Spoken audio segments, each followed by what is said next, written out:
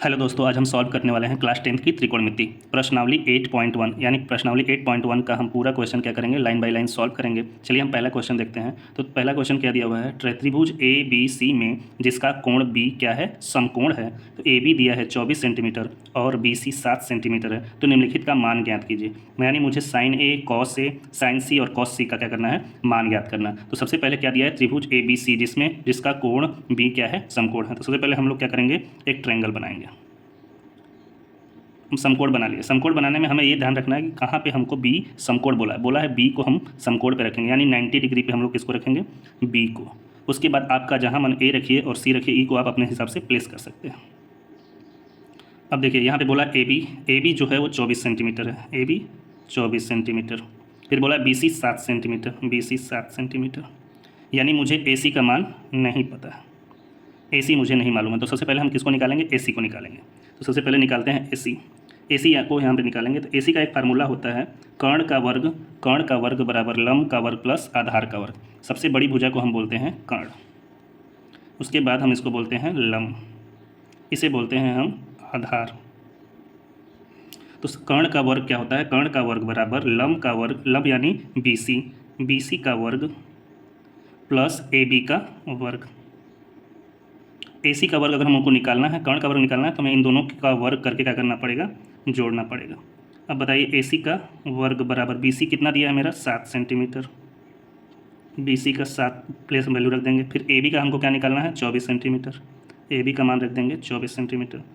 उसी तरह से निकालते जाइए। 7 का स्क्वायर क्या होता है, 49।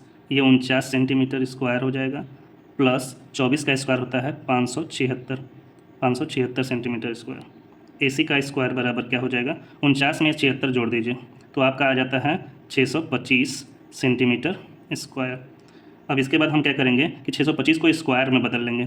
625 किसका स्क्वायर होता है, तो 25 का स्क्वायर होता है 625। इसको हम क्या करेंगे, यहाँ पर रख देंगे 25 का स्क्वायर, और सेंटीमीटर का भी स्क्वायर से स्क्वायर क्या होगा, कट जाएगा। तो ए सी की वैल्यू हमारी क्या निकल के आ गई, 25 सेंटीमीटर। तो ए सी हम क्या रख देंगे, यहाँ पे 25 सेंटीमीटर रख दी। अब हमारा पहला क्या है, पहले हमको दिया है साइन ए का मान। साइन ए का मान निकालने के लिए मुझे ए पे ही कोण बनाना पड़ेगा। ए के सामने जो भुजा होगी वो लंब मानी जाएगी, और ए के साथ जो चिपकी होती है उसे हम लोग आधार मानते हैं। तो हमको साइन ए का मतलब साइन का मान क्या होता है, साइन का मान होता है, साइन थीटा का मान होता है लंब बटा के कर्ण।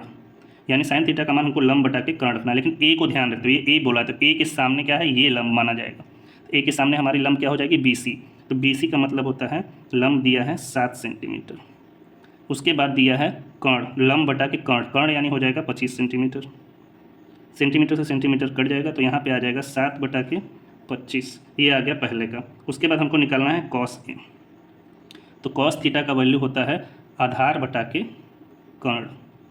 कॉस थीटा का मान होता है आधार बटा के कर्ण। अब आधार हमारे लिए क्या है, ए के लिए आधार है ए बी। तो ए बी यानी हमारा ए बी हो गया 24 सेंटीमीटर। उसके बाद आता है कर्ण, कर्ण हमारा हो जाता है 25 सेंटीमीटर। दोनों को लिखिए, सेंटीमीटर काट दीजिए और ये हो जाएगा 24 बटा के 25। अब हमारा दूसरा क्वेश्चन क्या आता है,